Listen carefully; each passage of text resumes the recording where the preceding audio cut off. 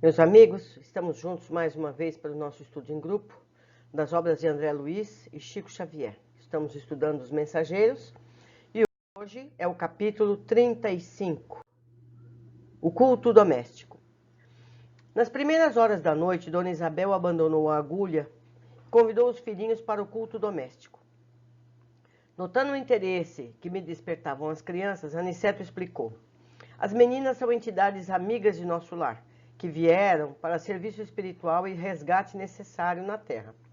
O mesmo, porém, não acontece ao pequeno, que procede de região inferior. De fato, eu identificava perfeitamente a situação.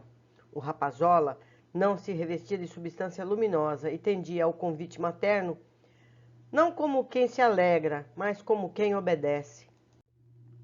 Com tamanha naturalidade, se sentaram todos em torno da mesa que compreendia a antiguidade daquele abençoado costume familiar. A filha mais velha, que atendia por Joaninha, trazia cadernos de anotações e recortes de jornais. A viúva sentou-se à cabeceira e, após meditar breves instantes, recomendou à pequena Nelly, de 9 anos, fizesse a oração inicial do culto, pedindo a Jesus o esclarecimento espiritual. Todos os trabalhadores invisíveis sentaram-se respeitosos. Isidoro e alguns companheiros mais íntimos do casal permaneceram ao lado de Dona Isabel, sendo quase todos vistos e ouvidos por ela. Tão logo começou aquele serviço espiritual da família, as luzes ambientes se tornaram muito mais intensas. Profunda sensação de paz envolveu meu coração. A pequena Nelly, em voz comovente, fez a prece. Senhor, seja feita a vossa vontade, assim na terra como nos céus. Se está em vosso santo desígnio, que recebemos mais luz. Permiti, Senhor, tenhamos bastante compreensão no trabalho evangélico. Dai-nos o pão da alma, a água da vida eterna. Sede em nossos corações agora e sempre. Assim seja. Dona Isabel pediu à filha mais velha lesse uma página instrutiva e consoladora, e em seguida algum fato interessante do noticiário comum, ao que Joanina atendeu, lendo pequeno capítulo de um livro doutrinário sobre a irreflexão e um episódio triste de um jornal leigo.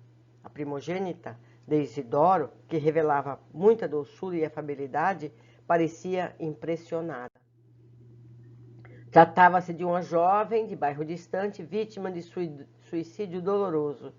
O repórter gravara a cena com característicos muito fortes. A leitora estava trêmula e sensibilizada. Assim que Joaninha terminou, Dona Isabel abriu o Novo Testamento, como se estivesse procedendo ao acaso, mas, em verdade, eu via que Isidoro, do nosso plano, intervia na operação, ajudando a focalizar o assunto da noite. A seguir, fixou o olhar na página pequena e falou. A mensagem, versículo de hoje, meus filhos, está no capítulo 13 do Evangelho de São Mateus. E lendo o versículo 31, fê-lo em voz alta. Outra parábola lhe propôs, dizendo, o reino dos céus é semelhante ao grão de mostarda que o homem tomou e semeou no seu campo. Observei então um fenômeno curioso. Um amigo espiritual, que reconhecia a nobilíssima condição pelas vestes resplandecentes, colocou a destra na fronte da generosa viúva. Antes que lhe perguntasse, Aniceto explicou em voz quase imperceptível. Aquele é o nosso irmão Fábio Aleto, que vai dar a interpretação espiritual do texto lido. Os que tiverem nas mesmas condições dele poderão ouvir-lhe os pensamentos, mas que os que estiverem em zona mental inferior receberão os valores interpretativos como acontece entre os encarnados, isto é, teremos a luz espiritual do verbo de Fábio na tradução do verbo materializado de Isabel. É muito importante entender essa mecânica. Nós vamos falar disso mais no fim. Nosso mentor não poderia ser mais explícito. Em poucas palavras, fornecera-me a súmula da extensa lição.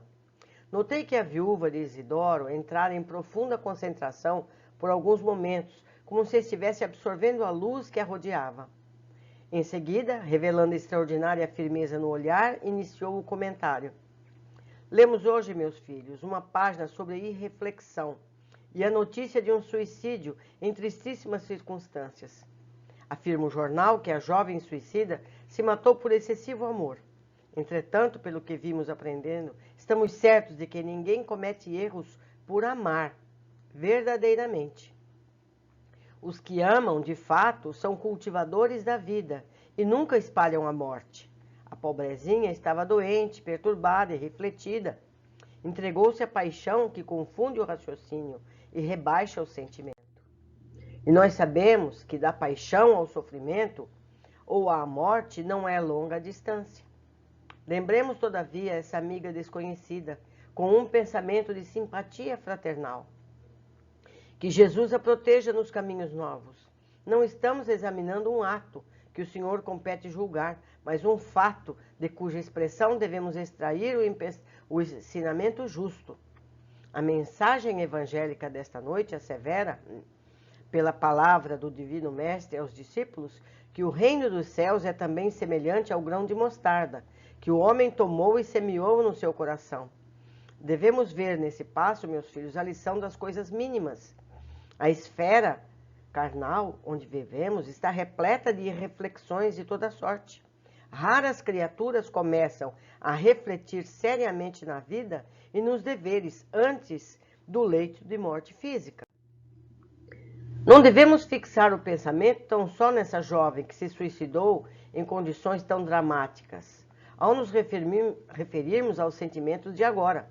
Há homens e mulheres com maiores responsabilidades em todos os bairros que evidenciam paixões nefastas e destruidoras no campo dos sentimentos, dos negócios, das relações sociais. As mentes desequilibradas pela irreflexão permanecem nesse mundo quase por toda parte. É que temos nos descuidado das coisas pequeninas. Grande é o oceano, minúscula é a gota, mas o oceano não é senão a massa das gotas reunidas. Fala-nos o Mestre, em divino simbolismo, da semente de mostarda. Recordemos que o campo do nosso coração está cheio de ervas espinhosas, demorando talvez há muitos séculos, em terrível esterilidade. Naturalmente, não devemos esperar colheitas milagrosas. É indispensável amanhar a terra e cuidar do plantio. A semente de mostarda a que se refere Jesus constitui o gesto, a palavra, o pensamento da criatura. Há muitas pessoas que falam bastante em humildade, mas nunca revelam um gesto de obediência. Jamais realizaremos a bondade sem começarmos a ser bons.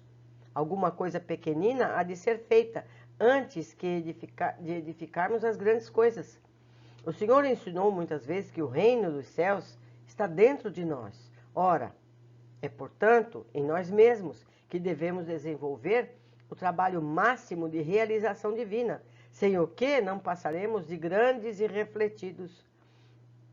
A floresta também começou de sementes minúsculas, e nós, espiritualmente falando, temos vivido em densa floresta de males, criados por nós mesmos, em razão da invigilância na escolha de sementes espirituais. A palestra de uma hora, o pensamento de um dia. O gesto de um momento pode representar muito em nossas vidas. Tenhamos cuidado com as coisas pequeninas e selecionemos os grãos de mostarda no reino dos céus. Lembremos que Jesus nada ensinou em vão. Toda vez que pegarmos esses grãos, consoante a palavra divina, semeando-os no campo íntimo, receberemos do Senhor todo o auxílio necessário. Conceder-nos-á a chuva de bênçãos, o sol do amor eterno, a vitalidade sublime da esfera superior. Nossa semeadura crescerá e em breve tempo atingiremos elevadas edificações. Aprendamos, meus filhos, a ciência de começar lembrando a bondade de Jesus a cada instante. O Mestre não nos desampara, segue-nos amorosamente, inspira-nos o coração. Tenhamos, sobretudo, confiança e alegria. Reparai que Fábio retirou a mão da fronte da viúva e observei que ela entrava a meditar, como quem sentiu o afastamento da ideia em curso. Havia grande comoção na Assembleia invisível às crianças, que, por sua vez, também pareciam impressionadas. Dona Isabel voltou a contemplar maternalmente os filhos e falou: procuramos agora conversar um pouco. Muito lindo esse encontro. Vamos ver o que a gente pode colher desse ensinamento. Aparentemente, Isabel abriu o evangelho ao acaso, mas Isidoro provia que se abrisse em página adequada ao tema do dia. Isso nos acontece muitas vezes. Achamos que é acaso, mas nossos amigos espirituais nos ajudam sempre. No momento da interpretação, também Isabel recebeu a inspiração de um espírito mais esclarecido, de modo que as ideias esclarecedoras fossem verbalizadas pela inspiração do alto. E como foi dito lá no correr do capítulo, cada pessoa tem o seu entendimento. Nós lemos esse capítulo e cada um de nós exalta uma passagem, um parágrafo, um ensinamento. Para outros, passa em branco. Eu mesma posso ter esquecido coisas importantes. Por isso, o estudo em grupo é tão precioso. O que um vê, relata ao outro. O que o outro não viu, aprende. E assim, simultaneamente uns aos outros. Por isso, eu sempre peço, anotem o que vocês observaram, comentem com a gente, para que a gente possa compartilhar e aproveitar ainda mais os capítulos que estamos estudando. Aniceto ainda explica, os espíritos que estiverem no mesmo nível espiritual que Fábio, que inspirava Isabel, puderam ouvir os pensamentos, que é de Fábio. Os que eram menos elevados ouviram as palavras de Isabel, que interpretou a inspiração de Fábio segundo o seu próprio nível espiritual. Eu vou aguardar ansiosa pelos comentários de vocês para que a gente possa trocar mais. Um grande abraço e até a próxima oportunidade.